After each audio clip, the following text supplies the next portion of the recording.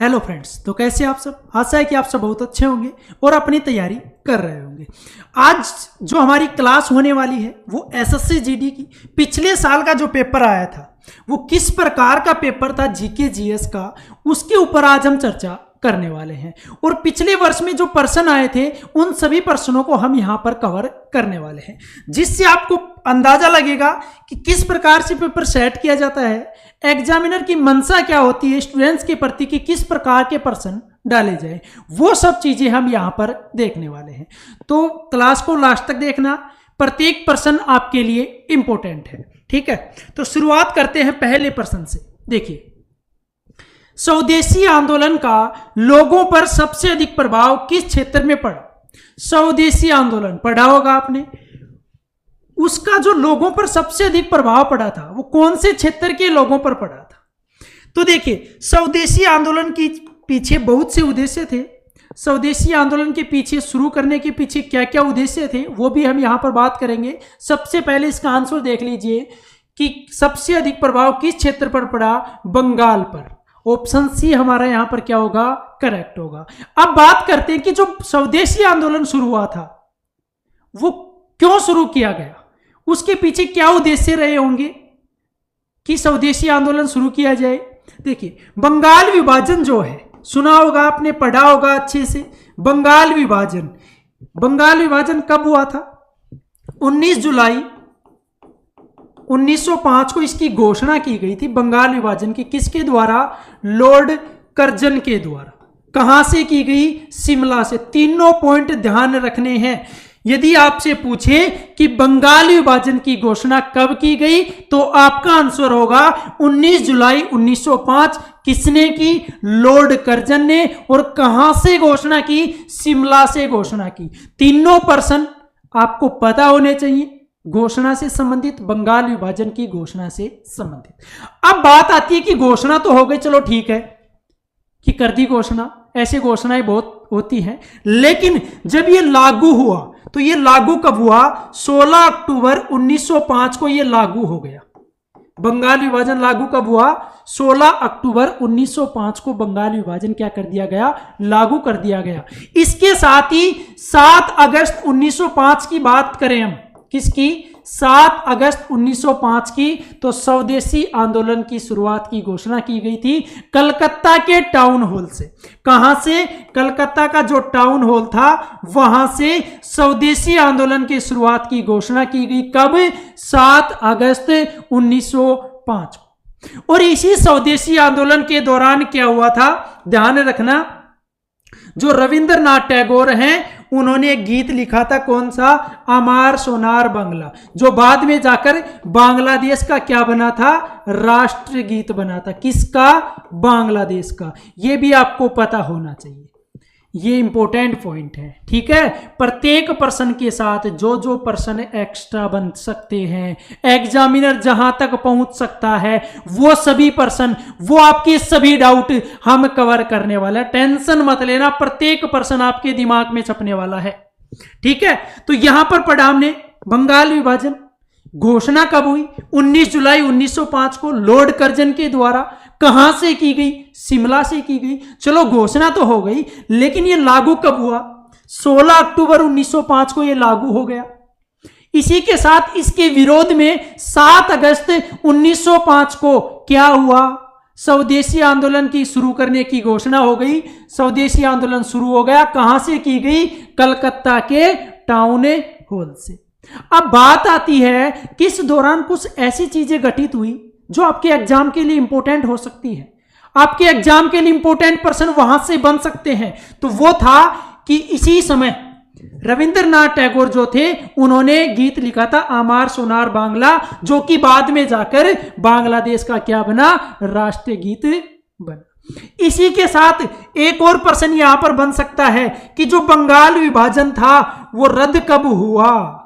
अब बंगाल विभाजन तो हो गया, लागू भी हो गया, घोषणा भी हो गई, उसके विरोध में आंदोलन भी हो गया, आंदोलन चल भी रहा है, लेकिन यह रद्द कब हुआ, तो यह रद्द हुआ था 1911 में। कब हुआ, 1911 में।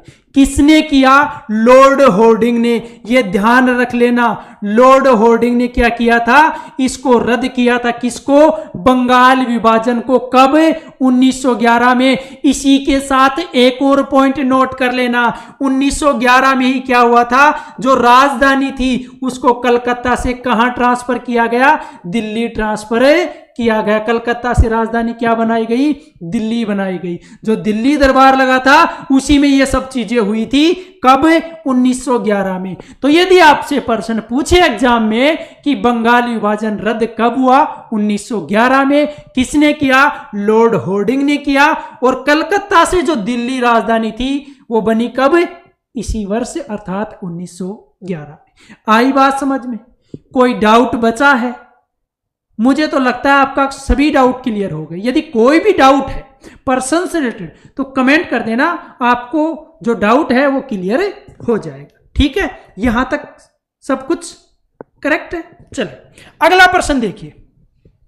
अगला प्रश्न आपका कि विश्व का सबसे लंबा संविधान किस देश का है? विश्व का सबसे लंबा संविधान किस देश का है? तो किसका है? हमारे देश का। सभी को पता है, ऑप्शन डी क्या होगा? करेक्ट होगा। जो लंबा संविधान है वो किस देश का है? हमारे देश का। चलो संविधान के बारे में बात करते हैं। हमारे देश का जो संविधान है उसके बारे में बात करते हैं। उसमें जो स्रोत हैं उनके बारे में बात करें तो हमारे देश का संविधान जो है उसमें सबसे ज्यादा या फिर अधिकांश किससे बना हुआ है? 1935 का जो भारत शासन अधिनियम था उसी से अधिग्रहित है। भारतीय संविधान में अधिकांश हिस्सा जो है वो 1935 के भारत शासन अधिनियम से अधिग्रहित किया गया है। सबसे इंपॉर्टेंट फैक्ट है। इसके साथ ही कुछ ऐसे स्रोत हैं जो दूसरे देशों से ग्रहण किए गए थे, उनके बारे में बात कर लें तो सबसे पहले आपका आता है अमेरिका। अब ध्यान रखिए अमेरिका से क्या ग्रहण किया गया?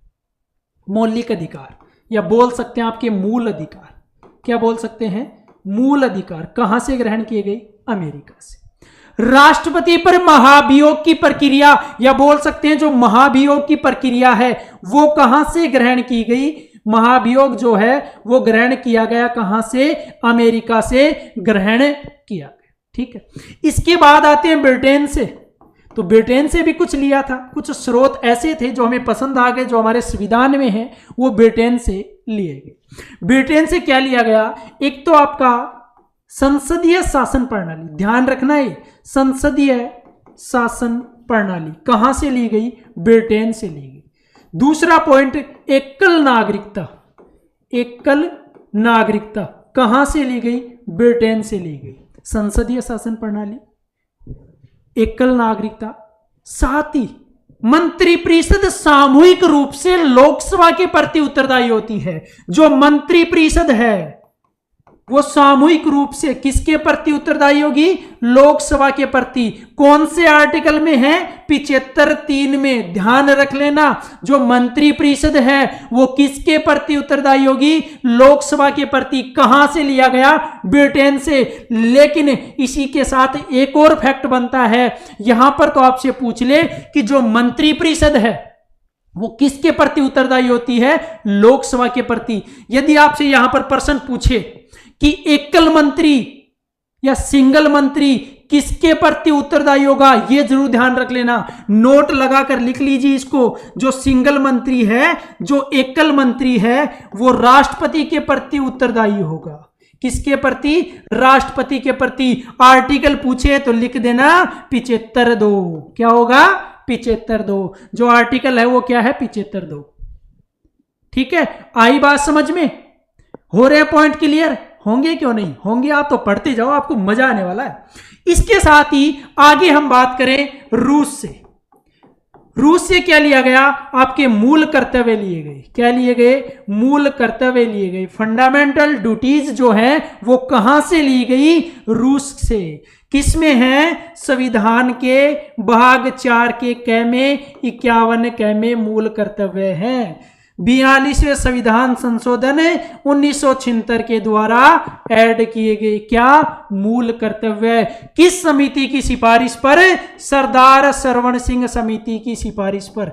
जो सरदार सरवण सिंह समिति थी उसने सिफारिश की थी, उसी के आधार पर संविधान के भाग 4 के क में, या बोल सकते हैं भाग 4 का ए, 51A बोल सकते हैं, इनमें मूल कर्तव्य शामिल किए गए।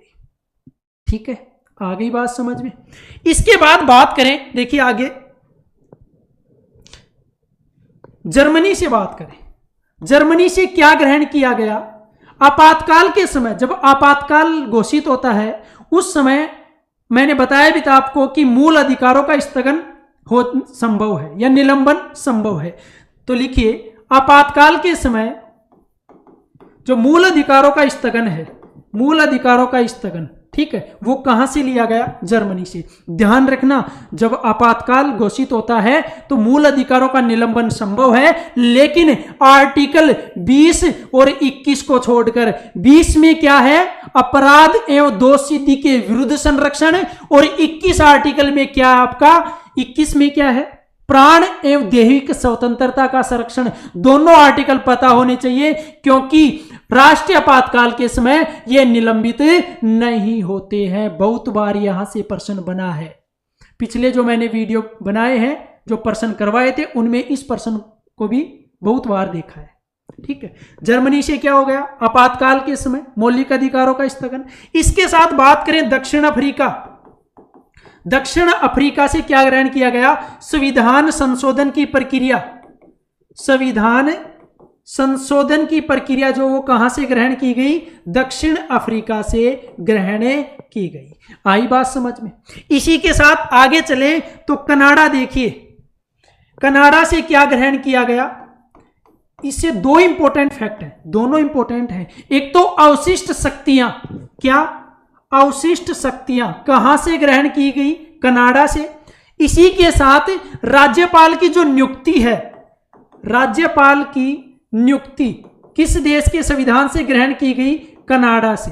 ठीक है, आयरलैंड से आपको पता ही है, नीति निर्देशक तो सभी को पता है। ठीक है, तो ये थे कुछ स्रोत, विदेशी स्रोत जो हमारे संविधान में हैं और विदेशों से ग्रहण किए गए हैं। आ गया समझ में? ठीक है, अगला प्रश्न देखिए। निम्नलिखित में से कौन एक क्रिकेटर नहीं है? सीधा सा प्रश्न है, सभी को पता है। कौन है? Saina Nehwal. Option A correct होगा। जो साइना नेहवाल है वो क्या है? एक बैडमिंटन खिलाड़ी। क्या है? बैडमिंटन खिलाड़ी है। और जिस मैदान पर बैडमिंटन खेला जाता है, यह प्रश्न बहुत बार देखने को मिला है, जिस मैदान पर बैडमिंटन खेला जाता है उसको क्या बोला जाता है? कोर्ट बोला जाता है। क्या बोला जाता है? कोर्ट बोला जाता है। इसी के साथ साइना नेहवाल से संबंधित इंपॉर्टेंट एक प्रश्न है, एक फैक्ट है कि लंदन ओलंपिक 2012 में कांस्य पदक जीतने वाली पहली क्या थी? बैडमिंटन खिलाड़ी। लंदन ओलंपिक 2012 में कांस्य पदक जीतने वाली पहली भारतीय खिलाड़ी बैडमिंटन खिलाड़ी थी। कौन? साइना नेहवाल। इसके साथ अगला प्रश्न देखिए।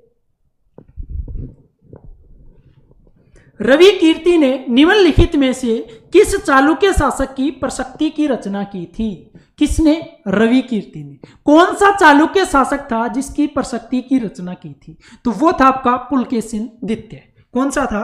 पुलकेशिन द्वितीय। ऑप्शन ए करेक्ट होगा। किसने की थी? रवि कीर्ति ने। इसी के साथ एक इंपॉर्टेंट है कि ऐहोल जो अभिलेख था, ऐहोल अभिलेख, उसका संबंध किससे है? पुलकेशिन द्वितीय से। तो प्रश्न बन सकता है कि ऐहोल जो अभिलेख है उसका संबंध किस चालुक्य शासक से है? तो किससे है? पुलकेशिन द्वितीय से। और इस प्रकार से भी बन सकता है कि पुलकेशिन द्वितीय कौन सा शासक है? तो किस प्रकार, कौन सा शासक है? चालुक्य शासक है।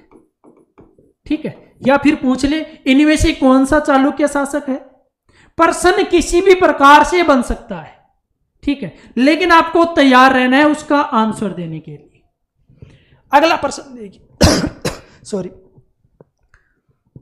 अगला प्रश्न है, सत्रिया निम्नलिखित में से किस राज्य का शास्त्रीय नृत्य है? किसकी बात कर रहे हैं? सत्रिया की। सत्रिया निम्नलिखित में से किस राज्य का शास्त्रीय नृत्य है? तो किसका है? असम का। ऑप्शन डी करेक्ट होगा।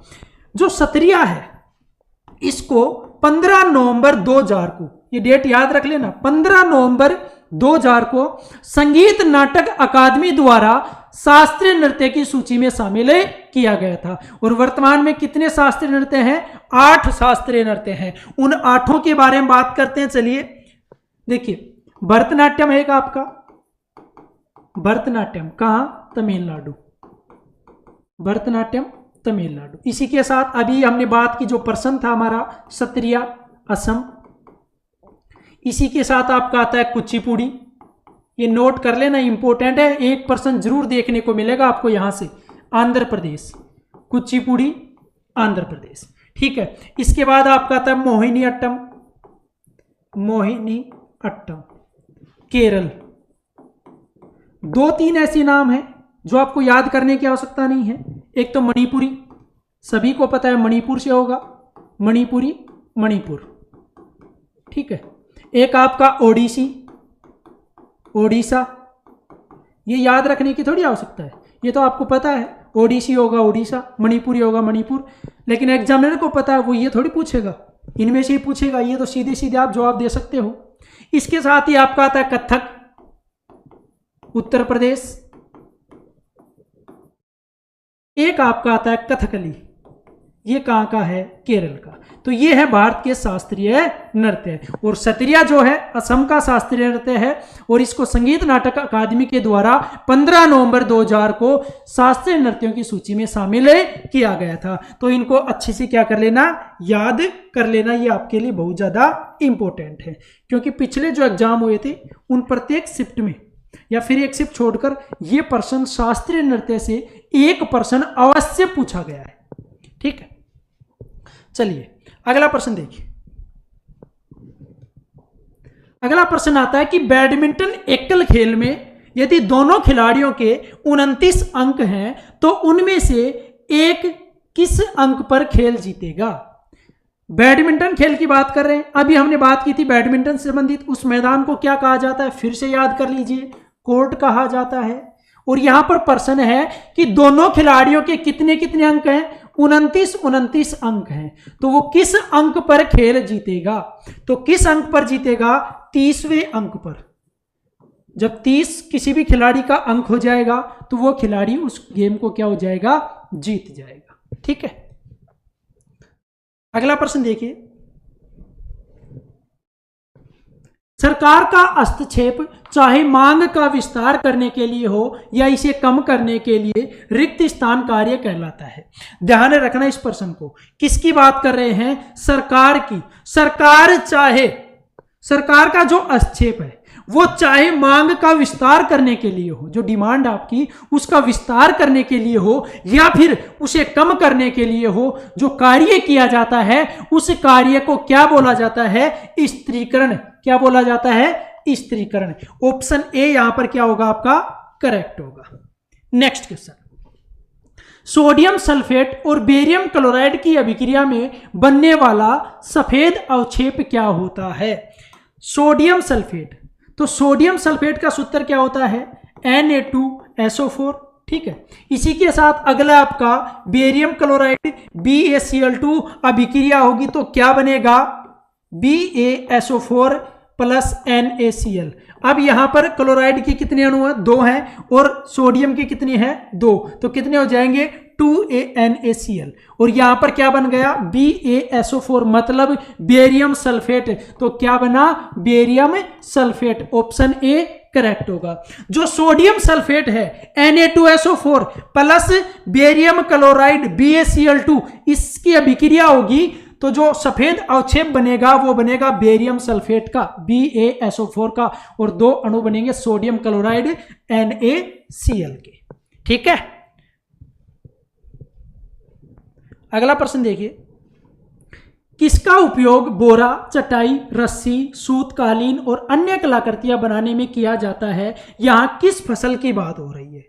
जो हमारे घरों में देखने को मिलेगी, आपकी चटाई मिलेगी, रस्सी मिलेगी, या जो बोरे होते हैं वो मिलेंगे, सूत, कालीन और अन्य जो कलाकृतियां होती हैं वो किससे बनी होती है? यहां पर ये पूछा गया है। तो किससे बनी होती है? जूट से। ऑप्शन ए करेक्ट होगा। भारत में जो जूट का उत्पादन होता है वो अधिकांशतः श्वेत जूट का उत्पादन होता है। किस प्रकार की जूट का? श्वेत जूट का उत्पादन होता है। और जूट जो होता है वो उष्णकटिबंधीय पौधा है। किस प्रकार का है? उष्णकटिबंधीय पौधा। ये जरूर ध्यान रख लेना। इसके लिए उष्ण एवं आर्द्र जलवायु की आवश्यकता होती है। यदि आपसे पूछे कि जूट की फसल को उगाने के लिए किस प्रकार की जलवायु की आवश्यकता होती है, तो ध्यान रखना है कि जूट जो है वो उष्णकटिबंधीय पौधा है और इसको उष्ण एवं आर्द्र जलवायु की क्या होती है? आवश्यकता होती है। साथ ही पूछे आपसे जूट किस प्रकार की फसल है, तो ध्यान रख लेना जूट जो है वो खरीफ की फसल है। ठीक है, पॉइंट क्लियर। अगला प्रश्न देखिए, निम्नलिखित में से किसे राजीव गांधी पुरस्कार, इंदिरा प्रियदर्शनी सम्मान, रोटरी अंतर्राष्ट्रीय अवार्ड मिले हैं? किसकी बात कर रहे हैं? राजीव गांधी पुरस्कार, इंदिरा प्रियदर्शनी सम्मान, रोटरी अंतर्राष्ट्रीय अवार्ड किसको मिले हैं? शोभना नारायण। ऑप्शन डी करेक्ट होगा। जो शोभना नारायण है इनको ये सम्मान मिले हैं। कौन कौन से सम्मान हैं? एक तो राजीव गांधी पुरस्कार है, एक इंदिरा प्रियदर्शनी सम्मान है, एक रोटरी अंतर्राष्ट्रीय अवार्ड है। और शोभना नारायण कौन है? ये कथक नृत्य की नृत्यांगना है। किसकी? कथक जो नृत्य है उसकी नृत्यांगना है। कथक कहाँ का शास्त्रीय नृत्य है? उत्तर प्रदेश का, अर्थात यूपी का। ठीक है, नेक्स्ट क्वेश्चन, लोकसभा का कार्यकाल जब तक भंग न हो उसकी पहली बैठक की नियत तारीख से कितना होता है? बात कर रहे हैं लोकसभा की। लोकसभा सभी को पता है अस्थायी सदन है, राष्ट्रपति के द्वारा कभी भी भंग किया जा सकता है। लेकिन यहां पर यह पूछा गया है कि वो भंग न हो तब उसका कार्यकाल कितना होता है, तो वो होता है आपका 5 वर्ष। क्या होता है? 5 वर्ष। ऑप्शन बी करेक्ट होगा। सबसे पहले बात आती है लोकसभा की। बात करें लोकसभा के बारे में तो ये है आर्टिकल 81 में। किस में है? अनुच्छेद 81 में लोकसभा है। ठीक है, भंग हो सकती है, अस्थायी सदन है। इसी के साथ बात करें कि लोकसभा में अधिकतम सदस्य 552 हो सकते हैं, लेकिन वर्तमान में कितने हैं? 543 हैं। वर्तमान में कितने हैं? 543। लोकसभा की पहली महिला अध्यक्ष कौन थी? मीरा कुमार। कौन थी? मीरा कुमार। वर्तमान में अध्यक्ष की बात करें तो ओम बिरला है। कौन है? ओम बिरला, जो कि वर्तमान में लोकसभा के क्या है? अध्यक्ष है। एक पर्सन बार बार एग्जाम में भी आता है और आपके सामने बहुत ज्यादा बार वो प्रश्न दिखता है कि जो संसद है, लोकसभा और राज्यसभा है, उसका जो संयुक्त अधिवेशन बुलाया जाता है वो कौन बुलाता है? राष्ट्रपति बुलाता है। किसके तहत? 108 के तहत। लेकिन जो उसकी अध्यक्षता है वो कौन करता है? लोकसभा अध्यक्ष। सबसे ज्यादा कंफ्यूजन करने वाला सवाल, क्योंकि आप सोचते हैं कि राष्ट्रपति बुलाया तो राष्ट्रपति करेगा, उससे बड़ा कौन है? लेकिन वहां पर कौन करेगा? लोकसभा अध्यक्ष उसकी अध्यक्षता करेगा। यह जरूर ध्यान रख लेना। इसी के साथ एक संविधान संशोधन आपको ध्यान रखना है। कौन सा? 61वां संविधान संशोधन 1989, जिसमें मतदान की आयु 21 से घटाकर कितनी कर दी गई थी? 18 कर दी गई थी। कौन सा संविधान संशोधन है? 61वां संविधान संशोधन 1989, जिसमें मतदान की आयु 21 से घटाकर कितनी कर दी गई? 18 कर दी गई। आई बात समझ में? इसी के साथ आगे चले कि लोकसभा के सदस्य बनने के लिए जो उम्र है वो कितनी होनी चाहिए? 25 वर्ष होनी चाहिए। कितनी होनी चाहिए? 25 वर्ष होनी चाहिए। आ गई बात समझ में? क्या क्या पढ़ा हमने कि लोकसभा है उसका कार्यकाल 5 वर्ष होता है। प्रधानमंत्री की सिफारिश पर राष्ट्रपति के द्वारा भंग की जा सकती है। आर्टिकल 81 में लोकसभा है। लोकसभा में अधिकतम सदस्य संख्या 552 हो सकती है। वर्तमान में कितनी है? 543 है। 61वां संविधान संशोधन 1989 में हुआ था, जिसमें मतदान की जो आयु है वो 21 से घटाकर कितनी कर दी गई? 18 कर दी गई। लोकसभा की पहली महिला अध्यक्ष कौन थी? मीरा कुमार थी। पहली महिला अध्यक्ष मीरा कुमार। वर्तमान में कौन अध्यक्ष है? ओम बिरला। कौन है? ओम बिरला जी जो है वो वर्तमान में अध्यक्ष है। इसी के साथ जो संयुक्त सदन होता है राज्यसभा लोकसभा का, उसकी अध्यक्षता कौन करता है? लोकसभा अध्यक्ष करता है। लेकिन उस संयुक्त सत्र को बुलाता कौन है? राष्ट्रपति बुलाता है। आर्टिकल ध्यान रख लेना 108। लोकसभा सदस्य बनने के लिए न्यूनतम आयु 25 वर्ष आपकी होनी चाहिए।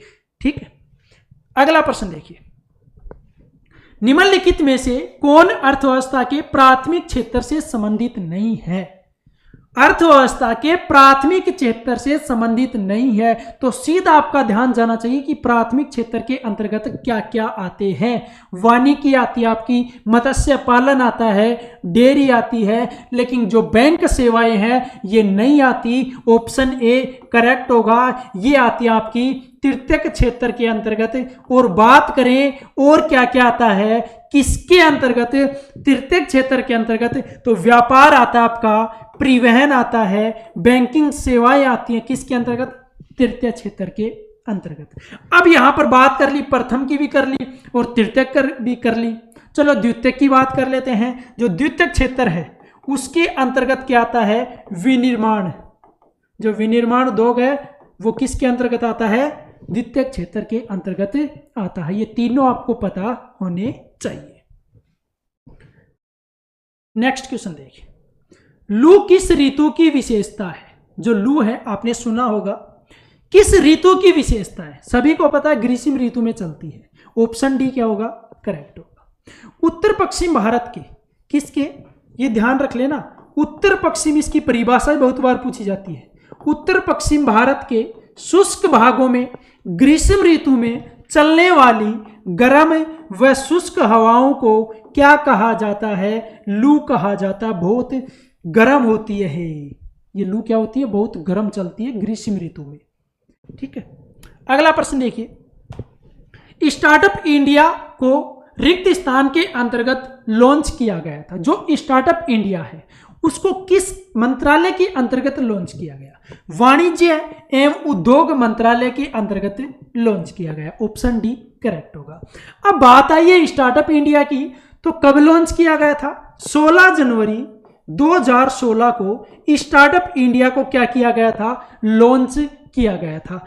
अब ये तो पता चल गया आपको कि इसको 16 जनवरी 2016 को लॉन्च किया गया, लेकिन यदि आपसे पूछ ले कि स्टार्टअप इंडिया के पीछे उद्देश्य क्या है, इसको लॉन्च करने का उद्देश्य क्या है, तो इसको लॉन्च करने का उद्देश्य है कि जो देश के देश के जो युवा हैं उनको स्वरोजगार हेतु प्रोत्साहन करना। किसके लिए? स्वरोजगार हेतु प्रोत्साहन करना तथा नए उद्यमों की स्थापना कर युवाओं को रोजगार के अवसर उपलब्ध कराना। किसका उद्देश्य है? स्टार्टअप इंडिया का उद्देश्य है, जो 16 जनवरी 2016 को लॉन्च किया गया। किस के अंतर्गत? वाणिज्य एवं उद्योग मंत्रालय के अंतर्गत। आई बात समझ में? तो चलिए अगले प्रश्न पर देखिए। अगला प्रश्न देखिए, जनगणना 2011 के अनुसार भारत में साक्षरता दर कितनी थी? किसकी बात कर रहे हैं? जनगणना 2011 की। देखिए ये प्रश्न बहुत बार रिपीट हो रहा है। कौन सा? जनगणना 2011। इससे प्रश्न अवश्य पूछा जाएगा, एक इंपॉर्टेंट टॉपिक है। इसके बारे में एक अलग से वीडियो में पूरी बात करने वाले कि जनगणना 2011 से संबंधित जितने भी प्रश्न बन सकते हैं वो सभी हम कवर करेंगे। ठीक है, पहले इस प्रश्न को देख लीजिए। 2011 की जो जनगणना है वो स्वतंत्र भारत की 7वीं जनगणना है। किसकी? स्वतंत्र भारत की बात कर रहे हैं, और वैसे बात करें तो 15वीं जनगणना है। ठीक है, जनगणना 10 वर्ष के पश्चात होती है। 10 वर्ष में एक बार इसका आयोजन किया जाता है, जनगणना की जाती है। शुरुआत कब हुई थी? 1872 में जनगणना की शुरुआत हुई थी लॉर्ड मेयो के समय, और नियमित जनगणना की जो शुरुआत है वो 1881 में हुई थी लॉर्ड रिपन के समय। किसके समय? लॉर्ड रिपन के समय। दोनों पॉइंट आपको याद रखने हैं। 1872 में शुरुआत हुई थी लॉर्ड मेयो के समय, और नियमित जनगणना की जो शुरुआत है वो 1881 में लॉर्ड रिपन के समय हुई थी। ठीक है, अब बात करते हैं प्रश्न की। तो भारत की साक्षरता कितनी थी? 74.04%। ऑप्शन बी करेक्ट होगा। अब बात करें कि भारत की तो टोटल ये थी, लेकिन भारत की टोटल पुरुष की कितनी थी? 82.14%। यहीं पर बात करें महिला साक्षरता दर कितनी हमारे देश की? वो आपकी 45.46%। ठीक है, पुरुष साक्षरता कितनी है? 82.14% और महिला साक्षरता कितनी है 45.46%। और भारत की कुल साक्षरता दर कितनी है 74.04%। ठीक है, अगला प्रश्न देखिए, किशोरों को प्रतिदिन औसत मात्रा वाले कितने संतुलित आहार देने चाहिए। किसकी बात कर रहे हैं, किशोरों को प्रतिदिन औसत मात्रा वाले कितने संतुलित आहार देने चाहिए। तो कितने देने चाहिए, 3। कौन कौन से, एक तो आपका कार्बोहाइड्रेट, एक आपका प्रोटीन और एक आपका वसा। जो कार्बोहाइड्रेट है वो 60 से 70% होना चाहिए। वसा की बात प्रोटीन की बात करें 10 से 15 और वसा की बात करें तो 20 से 25% होना चाहिए। ये 3 तत्व हैं, यह 3 संतुलित आहार देने चाहिए किसको, किशोरों को प्रतिदिन, कार्बोहाइड्रेट, प्रोटीन और वसा। ठीक है, तो ये थे हमारे important question, previous year exam में पूछे गए प्रश्न थे।